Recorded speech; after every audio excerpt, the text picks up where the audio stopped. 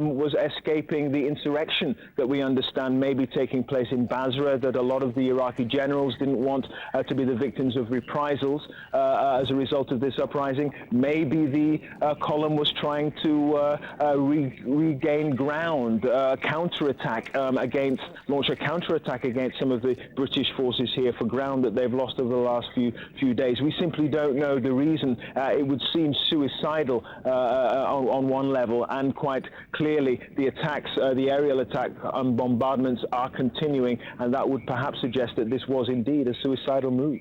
It is appearing that that was based on some incomplete or faulty intelligence. Pentagon officials are now telling us it does not appear that there was a substantial movement of Republican Guard forces to the south.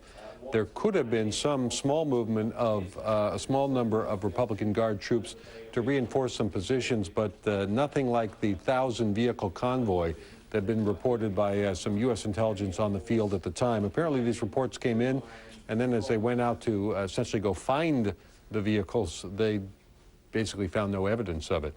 Meanwhile, the U.S. is beefing up its presence. It's sending in reinforcements, both in the form of the 4th Infantry Division, which is going to be moving from its base in Fort Hood, Texas, and also opening up that northern front with paratroopers flying in from Italy, about 1,000 of them.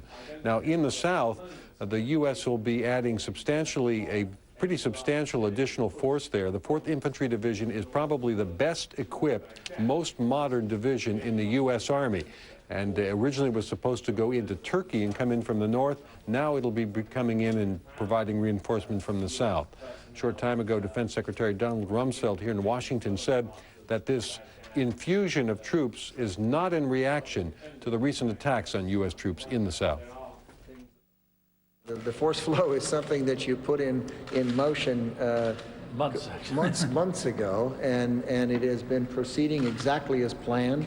And there isn't an hour or a day that goes by that there aren't an increased number of troops in Iraq in one or more locations, and in any given day they go up by a non-trivial number. And they will continue to until it's done, and it will be done at some point. Now, privately, some Pentagon officials concede that they may have underestimated to the extent that Saddam Hussein is using these so-called Fedayeen fighters and other regime loyalists to not only to intimidate civilians, but also to prevent Iraqi troops from surrendering and mount guerrilla-style attacks on U.S. troops. The U.S. is taking steps to increase its security along its southern supply lines, but the Pentagon says it is not changing its strategy, which is still aimed at sending the bulk of U.S. forces against Baghdad in an attempt to show the Iraqi people that the regime there is not in control or won't be for much longer. John? Jamie, we've had reports that the 173rd Airborne now controls that airstrip to the north. Any idea how long it will take before they build up forces there capable of opening up that northern front, which General Tommy Franks was very keen to have? Well, they will definitely be flying more forces in right behind these, especially all of the equipment and support they need. This is about 1,000 paratroopers with basically what they can carry with them, not a lot of vehicles and other support. This is somewhat friendly territory, so they were not opposed, and they didn't have to worry too much about the situation on the ground. But they'll begin over the coming days to bring more things in, build up the forces there. And it's not clear whether those forces would actually attack Baghdad or simply be able to contain and engage and threaten forces from the north so they can't be moved to the south in order to reinforce there. But no one should be under any misapprehension, but that the United States is concentrating a large amount of forces on Baghdad and will be moving against the capital at some point relatively soon. Music and images glorifying Saddam Hussein, projecting power and fear to the people he rules. Last night, cruise missiles did put both TV and radio services off the air for a time, with pictures breaking up, coming and going on both terrestrial and satellite services.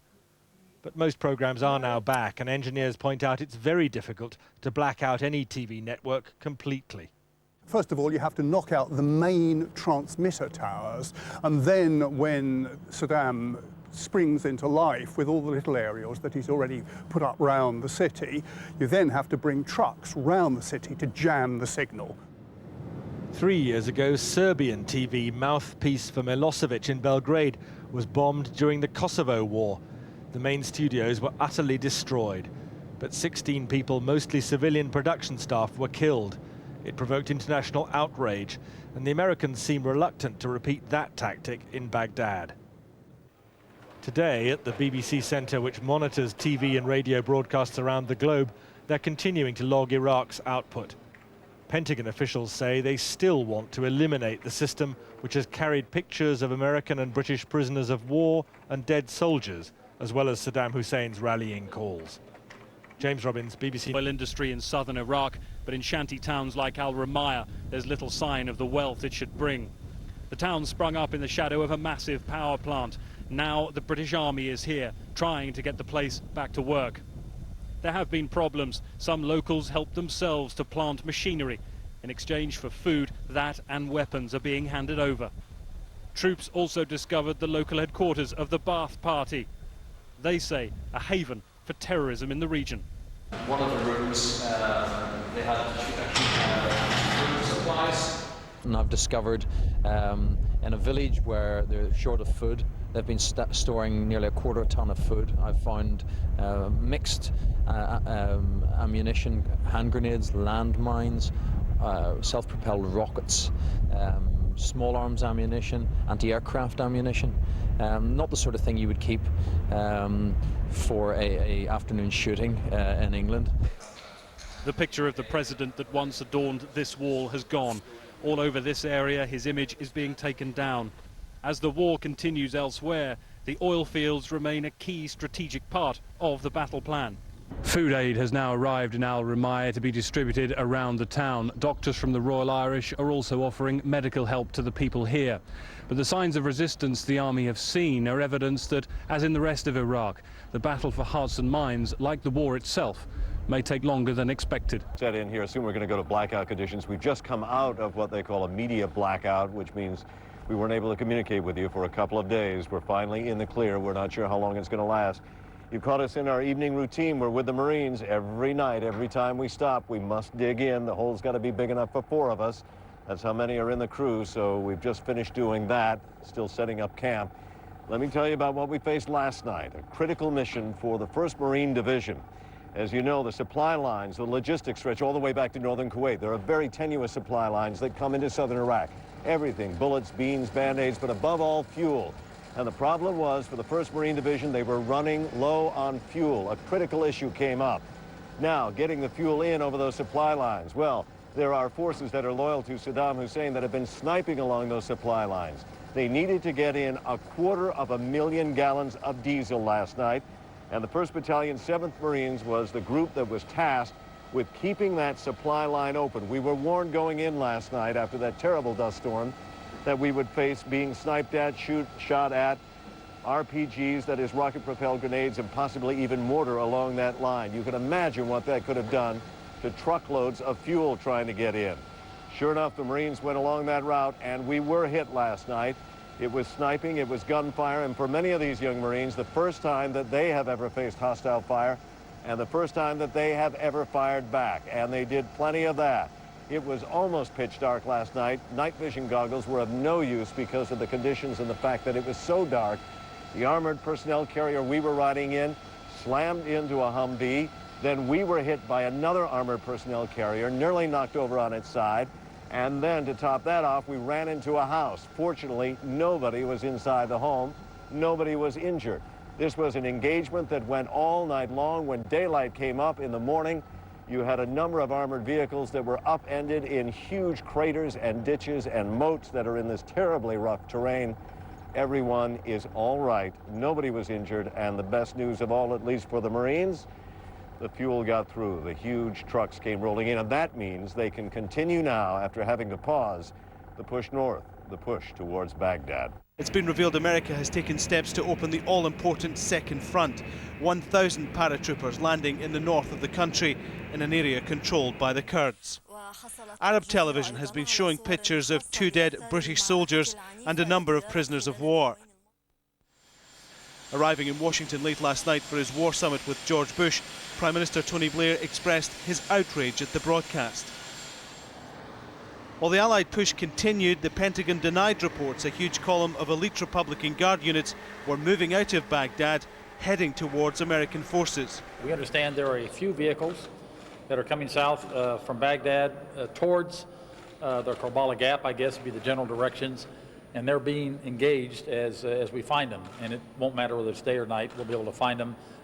We don't think they're armored vehicles, they're light vehicles of some sort. Iraqi forces around Najaf. Of course, American troops fought a very fierce battle with Iraqi forces for control of a bridge and of territory. But that, in fact, appears to be a tank misfire, which clearly went badly wrong. These pictures, again, are taken from the American sides of the lines. It was supposed to be a routine Army aviation mission, and it turned out to be one of the most dangerous missions they've launched here so far. 4 giant Vietnam-era Chinook twin-rotor helicopters, lifting giant sections of a steel bridge to be erected inside Iraq over the Euphrates River, a 17,000-pound chunk of steel dangling beneath us that made our small armada a low, lumbering, and inviting target. Down below, the villages of the Iraqi countryside. Some, but not all, had been visited by American troops headed north toward Baghdad. Our lead chopper pilot remembers seeing a pickup truck driver stop and wave, while another man pulled back a tarp, stood up in the back of the truck, and fired an RPG, a rocket-propelled grenade. Rifle fire came from yet another Iraqi. We took fire on the way in. All 4 choppers dropped their load and landed immediately, the grenade wound clearly visible. In minutes, the weather closed in, and a round-trip one-day mission became a 3-day stay. So look at this coming right. Of all the places to ditch 4 choppers in the moon-like desert of Iraq, this might have been the safest. The armored mechanized platoon of Lieutenant Eric Nye quickly surrounded us with tanks and Bradleys. Infantrymen took up position, protecting 4 vulnerable birds parked shoulder to shoulder on a plot of land considered hot for the presence of armed Iraqis nearby. Lieutenant Nye told us this was not yet the war he had been briefed on prior to the invasion. He estimated he had killed 65 Iraqis just a couple of miles from here, but they were hardly soldiers. How would you describe the quality of the Iraqi soldiers you've encountered? Guys in pickup trucks with mounted machine guns and RPGs. Looks like they got together a group of civilians and said, you know, here, defend this field. With the M1s and this, rolling into against those guys, it really wasn't a fight. It was more of a mop-up. Life in this patch of Iraqi desert without a name became all about survival inside a hollow, grounded Chinook helicopter as a colossal sandstorm arrived like an orange wall in the sky, forcing the crew inside for a card game. It lifted this morning, just long enough for us to get out. About 1,000 US troops parachuted into northern Iraq last night in what appears to be the opening of a new northern front. These soldiers from the 173rd Airborne Division will clear the way for coalition troops to invade Iraq from the Kurdish-controlled north. That front line was being pounded from the air this morning. This was Kalak, east of Mosul. It's alongside Kurdish Peshmerga like these that American paratroopers will now fight. Tens of thousands of extra troops, destined originally for Turkey, may now be deployed in the north. About 30,000 from the 4th Infantry have been mobilized from their base in Texas. The American Defense Secretary, however, has been non-committal. Just as I said earlier, we are increasing the number of forces in the country every day. We're increasing them in the north, we're increasing them in the south, and we're increasing them in the west. These are rare pictures filmed behind Iraqi lines in the north of the country. And it's on these positions that US ground troops will train their sights. Thousands of pro-Saddam tribesmen have dug in to meet an American advance, including these men demonstrating in Mosul. We, the tribe of Tay, are ready and waiting, and have all declared our readiness to march ourselves for our nation and the leader Saddam Hussein. And the villain Bush and his allies should not dream of desecrating 1 foot of Iraqi soil while we are still alive. There were around 30 explosions over Baghdad last night, and a further wave was reported after dawn. The Pentagon has said the bombing, which killed 15 people yesterday in a mainly residential area, could have been caused by the Iraqis themselves. Just as likely it was some piece of equipment from the Iraqi forces that was ours. We'll just have to check into it and find out, and we'll do an investigation on that. And within the last half an hour, these dramatic pictures of a US tank crew loading mortars near Najaf.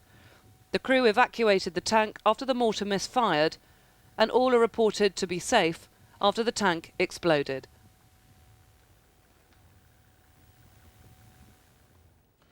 Well, our correspondent Gabby Rado is in northern Iraq, in the Kurdish-controlled areas, and he joins us now from near one of those crucial airfields that is likely to be used by American forces. Gabby, presumably everyone there is expecting huge numbers to come in now. Well, the Kurds certainly are expecting far more numbers of Americans to come in, and there have been for some time. There's a certain feeling of disillusionment that more haven't already arrived. But what happened during the night was that 1,000 men of the 173rd Airborne, they're based in Vicenza in Italy and are known as the Sky Soldiers, apparently. They landed with a parachute here at an airstrip which is in a valley just below where we're standing now. It's quite close by. They're digging themselves into there, and they're for more aircraft to come in to bring equipment with them. Obviously, these are mountain roads. You can probably see the mountains behind me. We're very high up, very rugged territory here, and it'll have to be a different kind of armor which they bring with them in order to go and proceed further south to the army, probably with the elements of the Kurdish forces, the Peshmerga, alongside them. Now, my colleagues further east, near the city of Sulaymaniyah, here in the Kurdish-held region, have been telling me that a number of aircraft have already been landing at an airstrip near there, as many as 9 aircraft apparently, and there are reports unconfirmed, because they haven't been confirmed by the Pentagon, who has actually confirmed the 1,000 men who have arrived here, but there are unconfirmed reports that further west in the direction of Dohuk, another key city in the Kurdish area, there have also been parachute landings. So now I think the Pentagon is saying that the northern front is truly open, and Donald Rumsfeld has been mentioning the north as one of the key areas of activity. Hello to you, Becky. Well, the fighting has somewhat died down in the last few days. The Marines are fighting pretty much a war on 2 fronts. On the one side, they're trying to keep the supply route here that drives through Nasiriyah open and secure, which means that they have to send several units of the Marines throughout the region here and trying to keep that route open so that the U.S. military can keep bringing its supplies to the troops further north as they try to reach Baghdad. But the other issue that the U.S. Marines are trying to deal with here is with a large number of Iraqi civilians who are trying to go back into their homes in Nasiriyah. These are civilians who live in surrounding areas, very nearby where we are now. And what our civilians are trying to do is that they're trying to go back to the city because they want to see their doctors, they want to see their family members, they want to see their friends, they want to go about their business. But the problem is that the Saddam's Fedayeen, the paramilitary group that is so loyal to Saddam Hussein in this region as well, is they're trying to mingle among those civilians. And so when the U.S. Marines are coming across those large number of civilians, they do know that among them there is the possibility that they are either members of the Iraqi military or even some members of the Saddam's Fedayeen, the paramilitary group. And indeed, according to one senior commander here, he told me this morning that so far in the last couple of days, they've captured at least 200 Iraqi military, and among them, even some senior Republican Guards unit officers. They seem to believe that those Republican Guard officers are indeed trying to coordinate this guerrilla warfare that the Saddam Fedayeen are now launching against U.S. positions here in Iraq. And it is indeed the presence of so many civilians a problem for the U.S. military here, because obviously when those cars are approaching in a threatening manner, they do not stop at the checkpoint where the U.S. military is forced to respond with fire. And sometimes it has happened that the U.S. Marines have had to kill also civilians in order to prevent those vehicles, fast-approaching vehicles, to hurt the positions of the U.S. military here. Another problem, of course, is logistics. It is not simple for the U.S. military, for a forward unit like this one, to deal with a large number of civilians.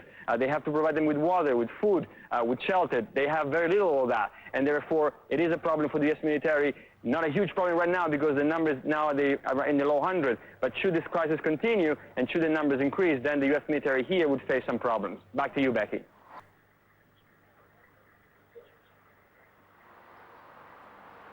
Becky, I lost your question here for a while, but I think you were talking about the logistical problems. The supply line is open, and the U.S. military seems to be very much in control of that line, and they are able to bring supplies to the north. What the problem is to be able to have enough food, water, and shelter for those civilians who are coming towards the checkpoint. That is the main problem they're having. Again, right now they can deal with it because they only have 100 to deal with them. But should the crisis continue, should there be more and more civilians coming towards the checkpoint, that could become a problem in the coming days. Becky. Parachuted into northern Iraq last night, opening a new front on the 8th day of the war against Saddam.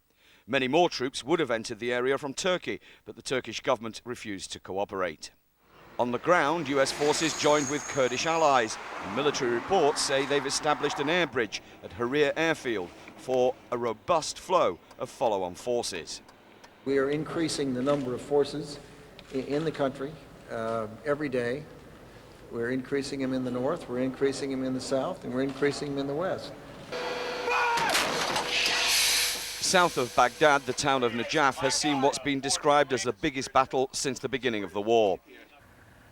These Paladin self-propelled howitzers were pounding Iraqi forces north of the town when one misfired. Astonishingly, only 2 soldiers were injured, neither with life-threatening injuries. As many as 500 Iraqi soldiers have been killed in fighting here, according to US military sources.